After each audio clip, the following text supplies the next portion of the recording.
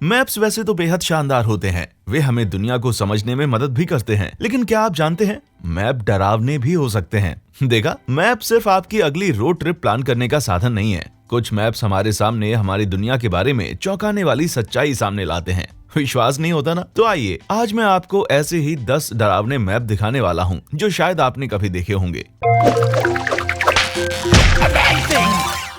Number 10, light pollution. सबसे पहले पेश है एक ऐसा मैप जो आपको यूनाइटेड स्टेट्स के बढ़ते हुए लाइट पॉल्यूशन का ट्रेंड साल 1950 से लेकर साल 1997 तक दिखाता है। यहाँ तक कि इसमें यूएस साल 2025 में कैसा दिखेगा इसे भी शामिल किया गया है। अब आप सोच रहे होंगे कि इतने सारे लोगों के पास बिजली होना तो अच्छी बात है, लेकिन लाइट के कुछ नेगेटिव इफेक्ट्स भी होते हैं। सबसे पहले तो ये शहर में रहने वाले लोगों से सितारों को अच्छे से देखने का मौका चुरा लेती है। जैसे सूरज की रोशनी की वजह से आसमान नीला दिखाई देता है, वैसे ही आर्टिफिशियल लाइट के बिखरने के कारण वातावरण में कृत्रिम रोशनी आसमान में दिखने वाले सितारों और दूसरी चीजों को धुंधला कर देती है, जैसे कि आप इस मैप पर देख रहे हैं। ईस्टर्न अमेरिका और यूरोप लाइट पॉल्यूशन से बुरी तरह ग्रस्त है। प्राकृतिक चमक की तुलना में 27 गुना ज्यादा लाल बिंदु हैं। इसका मतलब यह है कि अब आपको मिल्की वे नजर नहीं आएगा और शायद आपको रात में सितारे भी कम नजर आएंगे। हो सकता है कि 100 से भी कम, लेकिन सितारों को ना देख पाना तो बस एक छोटी सी बात है। इसके और भी ज्यादा खतरनाक परिणाम हो सकते हैं। लाइट पॉल्यूशन को इंसानों की हेल्थ प्रॉब्लम से भी लिंक किया जा सकता है, जैसे कि नींद की समस्या, और हो सकता है कि ब्रेस्ट कैंसर जैसी बीमारियों का सामना करना पड़े, क्योंकि इस पॉल्यूशन के कारण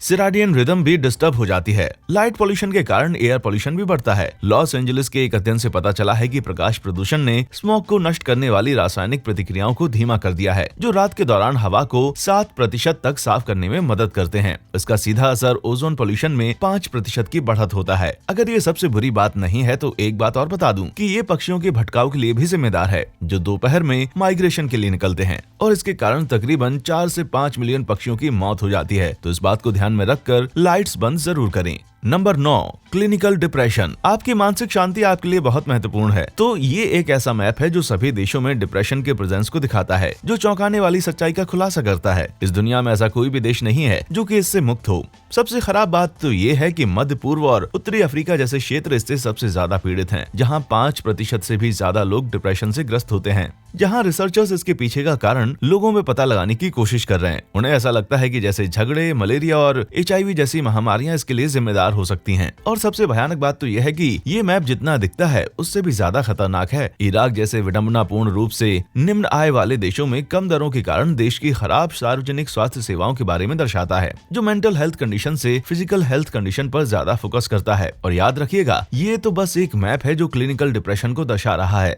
लेकिन जो लोग इस डिप्रेशन से गुजर रहे हैं वे तो किसी प्रोफेशनल की मदद नहीं ले सकते, क्योंकि वे खुद को इसके लिए कलंकित महसूस करते हैं। नंबर 8, चाइना द्वारा अफ्रीका में इन्वेस्टमेंट। कोई दूसरे देश में बिलियन डॉलर्स खर्च करे तो इसमें क्या बुराई है? हाँ, लेकिन अगर चाइना अपने इन्वेस्टमेंट अफ्रीका में बढ़ा रहा है तो जरूर कुछ गड़बड़ है। तो पेश है मैप जो द हेरिटेज फाउंडेशन ने बनाया है, जिसमें चाइना द्वारा साल 2013 में किए गए निवेशों को दिखाता है। वैसे तो ये देश सभी जगहों पर खर्च कर रहा है, लेकिन जरा एक नजर सब सहारन अफ्रीका पर डालिए। देखा जाए तो 2005 में चाइना द्वारा कुछ खास निवेश नहीं किए गए, लेकिन 2013 तक चाइना ने लगभग $120 खर्च किए, और इसके 5 सालों बाद 2018 में द अमेरिकन एंटरप्राइज इंस्टीट्यूट और द हेरिटेज फाउंडेशन ने चाइना को 130.21 बिलियन सब सहारन अफ्रीका में खर्च करते देखा। तो सवाल यह है कि चाइना अपनी मर्जी से इस जगह पर इतने पैसे खर्च क्यों कर रहा है? तो इसका सबसे आसान जवाब है ताकि वो जो चाहे वो ले सके। चाइना को अपने मैन्युफैक्चरिंग सेक्टर के लिए कुछ चीजों की जरूरत पड़ती है, और यही कारण है कि अफ्रीका में 10,000 से भी ज्यादा चाइनीज कंपनियां हैं जो इस क्षेत्र में मौजूद प्राकृतिक संसाधनों का इस्तेमाल कर सकें। साल 2007 में जाम्बियन पॉलिटिशियन माइकल सेंटा का ध्यान इस ओर आकर्षित हुआ, और उन्होंने देखा कि ये सब जो कुछ हो रहा है वो यूरोपियन कॉलोनीज द्वारा किए गए सलूक से भी खराब है, क्योंकि चाइना को लोकल लोगों की परवाह ही नहीं है। कुछ एनालिस्ट का कहना है कि चाइना द्वारा किया गया ये इन्वेस्टमेंट एक जाल है अफ्रीका को ऋणी करने के लिए, क्योंकि जो नेशन इनकी इच्छाओं को पूरा नहीं करते उन्हें अपने नेचुरल एसेट्स को गुमाना पड़ता है। और दूसरे शब्दों में कहूँ तो ये मैप उन सभी देशों के लिए चेतावनी है जो वित्तीय समस्याओं का सामना कर रहे हैं। Number 7, cyber attacks. ये एक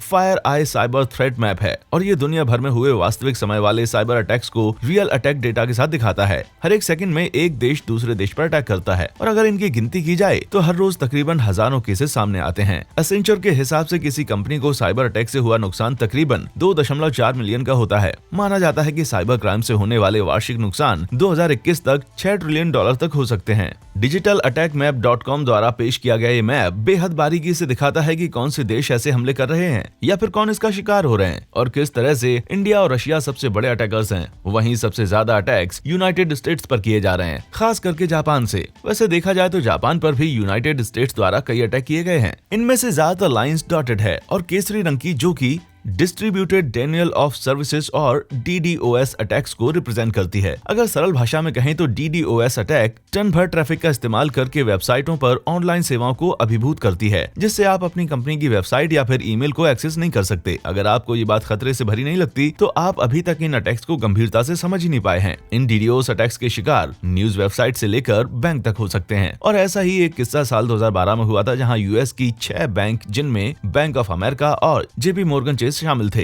इन पर DDoS अटैक हुआ था, जिसके कारण लाखों लोग ऑनलाइन बैंकिंग सेवाओं का उपयोग नहीं कर पा रहे थे। Number 6, New York map. New York map परमाणु इतिहासकार एलेक्स वेलस्ट्रीन द्वारा बनाई गई एक वेबसाइट है, जो आपको एक सिलेक्टेड लोकेशन पर न्यूक्लियर बॉम्ब से होने वाले डैमेज के बारे में बताती है। उदाहरण के तौर पर इस न्यूयॉर्क मैप को लंदन पर फोकस किया गया है, जहां इंग्लैंड को टारगेट रखा गया है। अब आप न्यूक्लियर यील्ड को एंटर करके ये सिलेक्ट कर सकते हैं कि इसको कहां पर डिटोनेट करना है, और तो और इससे होने वाली कैजुअलिटीज को भी देख सकते हैं। आपको लग रहा होगा कि आप सेफ हैं, तो याद रखिएगा कि साल 2018 की रिपोर्ट के हिसाब से अब तक दुनिया में 15,000 न्यूक्लियर वेयरहेड्स हैं। और इससे भी बुरी बात तो यह है कि इन 5 राष्ट्रों, जिनमें Russia, United state, China, Britain और फ्रांस शामिल हैं, इनके पास ऐसी मिसाइलें हैं जो दुनिया के किसी भी कोने में पहुंच सकती हैं। इनफैक्ट रशिया की इच्छा है कि वो अपनी सभी SS-25 मिसाइलों को SS-25 टोपोल मिसाइल से बदल दे, जिसकी रेंज 11,000 किलोमीटर है। ध्यान रखिएगा कि ये रेंज US पर अटैक करने के लिए 2 गुना है। और सच कहूं तो सबसे कम डिस्टेंस रशिया से लॉस एंजलिस का है, जो कि सिर्फ 5,000 किलोमीटर है। इसका मतलब ये हुआ कि एक SS-25 मिसाइल एक शहर को तबाह कर सकती है और तकरीबन 3,60,000 लोगों की जिंदगी ले सकती है। नंबर 5, येलोस्टोन ज्वालामुखी विस्फोट। येलोस्टोन नेशनल पार्क एक बहुत ही बड़े और भयानक ज्वालामुखी का घर है, जिसका नाम है येलोस्टोन काल्डेरा। ये आखिरी बार 6,30,000 साल पहले विस्फोट हुआ था और इसमें अब तक 3 विस्फोट हुए हैं, जिसके बीच का अंतराल 6,50,000 से 8 लाख के बीच है। इसलिए ये सोचना गलत नहीं होगा कि अब ये अपने चौथे विस्फोट के लिए तैयार हो रहा है। यूनाइटेड स्टेट्स जियोलॉजिकल सर्वे के वैज्ञानिकों की शोध के अनुसार अगर हाल के दिनों में अगर येलोस्टोन में विस्फोट हो जाता है तो ये 500 किलोमीटर के घेरे में आते सभी शहरों को कवर करेगा और इसकी राख का दायरा भी 1 मीटर का होगा और इससे 90,000 लोगों को तात्कालिक नुकसान पहुंचेगा। पानी की पाइपलाइन, सीवेज कुछ भी काम नहीं करेगा, क्योंकि राख उनका रास्ता रोक देगी, जिसके कारण सैनिटेशन की आपदा का सामना करना पड़ेगा। इनफैक्ट इससे इलेक्ट्रॉनिक कम्युनिकेशन भी इफेक्ट होगा, क्योंकि राख के कारण कूलिंग फैंस बंद हो जाएंगे और गीली राख के कारण शॉर्ट सर्किट्स हो सकते हैं। इससे काम और पर्सनल लाइफ दोनों इफेक्ट होंगी, जिससे 3 ट्रिलियन का आर्थिक नुकसान होगा और ऐसा फेडरल इमरजेंसी मैनेजमेंट एजेंसी का अंदाजा है। और सबसे खराब बात तो ये है कि इस विस्फोट के कारण ग्लोबल कूलिंग हो सकती है, जिससे फैसले भी प्रभावित होंगे और दुनिया को अकाल का सामना करना पड़ेगा। नंबर 4, वैक्सीन से प्रिवेंट किए जा सकने वाली बीमारियां। vaccineswork.org द्वारा पेश किया गया ये मैप गौर फरमाने जैसा है। ये दिखाता है कि कौन से देश उन बीमारियों से ग्रसित हैं जिनका क्योर एक वैक्सीन के द्वारा पॉसिबल है। आइए मैं इससे जुड़ा एक संदर्भ देता हूँ। साल 2008 में मीजल्स एकमात्र वैक्सीन निरोध बीमारी थी जो हजारों की संख्या में थी। वैसे तो लग रहा था कि इंसान इसका हमेशा के लिए नामो निशान मिटाने वाले थे, लेकिन आश्चर्य की बात तो यह है कि चीजें अब और भी ज्यादा बिगड़ गई हैं। एक नजर 2013 के इस मैप पर डालिए, कैसे रुबेला और वूपिंग कफ बड़े मुद्दे बन गए हैं। और अब 2018 का ये मैप दर्शाता है कि सिचुएशन और भी ज्यादा खराब है। भले ही एशिया में केसेस में भारी कमी देखी जा रही हो, लेकिन अफ्रीका में 1,60,000 नए मामले सामने आए हैं और ऐसा लग रहा है जैसे ये बीमारी एक बार फिर से इस देश में फैल रही है। और दक्षिण अमेरिका और ऑस्ट्रेलिया जैसे देश इस लिस्ट में जुड़े हैं। वैसे तो यूरोप और US दोनों ही इतने सशक्त हैं कि सभी को वैक्सीनेट किया जा सके, लेकिन ऐसा लग रहा है कि जैसे वे ऐसा करने में सक्षम नहीं है। तो ये बात इतनी खतरनाक क्यों है? क्योंकि ये लोगों के बारे में कुछ गलत बातों को रिप्रेजेंट करता है। दर सौदागिरी, अज्ञानता और आधी अधूरी जानकारी ऐसे क्षेत्रों में जहाँ लोगों को इन बीमारियों से बचाया जा सकता है। ये दिखाता है कि पैसा और शक्ति ज्ञान के बिना कितने खतरनाक साबित हो सकते हैं।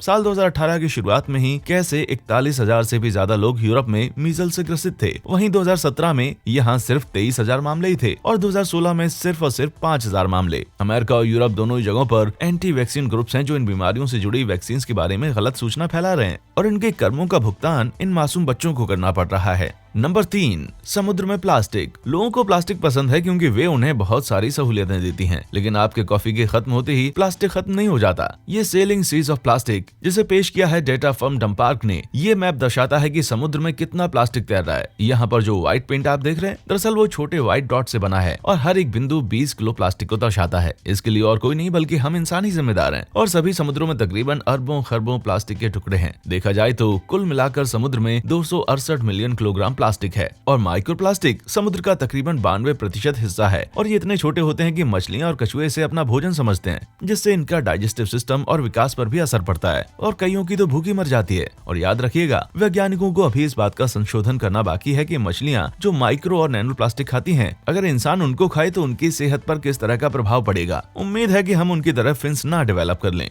नंबर 2, क्लाइमेट में बदलाव एक बहुत ही महत्वपूर्ण हिस्सा है, लेकिन सभी इस बात को समझ नहीं पाते कि यहाँ दांव पर क्या लगा हुआ है। ये मैप इस बात को दर्शाता है कि अगर दुनिया का तापमान 4 डिग्री सेल्सियस बढ़कर और गर्म हो गया तो इससे क्या नुकसान होगा। ऐसा माना जाता है कि अगर किसी तरह का महत्वपूर्ण निर्णय नहीं लिया गया तो वो साल 2060 तक हमें तापमान की ये बढ़त देखने को मिलेगी। हरे इलाकों को शांति नहीं होगी क्योंकि ये अभी भी उपजाऊ होंगे, लेकिन जो भाग पीले रंग में दिखाए गए हैं वे रहने लायक नहीं होंगे और रेगिस्तान जैसे हो जाएंगे। और भूरे रंग वाले इलाकों में तो बाढ़ और अकाल या फिर अत्यधिक मौसम जैसी परिस्थितियां देखने को मिलेंगी। तापमान के बदलने से बहुत सारी चीजें बदलेंगी, खास करके समुद्र का स्तर, और ऐसा बर्फ के पिघलने की वजह से होगा। और तो और बांग्लादेश और माइक्रोनेशिया जैसे देशों को ज्यादा तकलीफ होगी और यही बात नीदरलैंड पर भी लागू होगी। वहीं पश्चिम अंटार्कटिका रहने के लिए उपयुक्त होगा। इस बात का अंदाजा नहीं लगाया जा सकता कि सब सहारन अफ्रीका, साउथ एशिया और लैटिन अमेरिका के 143 मिलियन लोग जो 2050 के मौसम के बदलाव की वजह से बेघर हुए हैं, उन्हें सहारा कैसे मिलेगा। दुनिया इस बढ़ते तापमान को कंट्रोल कर सकती है अगर वो अपने CO2 एमिशंस पर कंट्रोल करे, लेकिन अफसोस कि 2005 में क्योटो प्रोटोकॉल और पेरिस एग्रीमेंट होने के बावजूद भी CO2 19% बढ़ गया, जहाँ चाइना इसके 1/3 भाग के लिए जवाबदार है। ये चिंताजनक बात है कि भारत, ब्राजील और मेक्सिको जैसे विकासशील देश में लोग अगर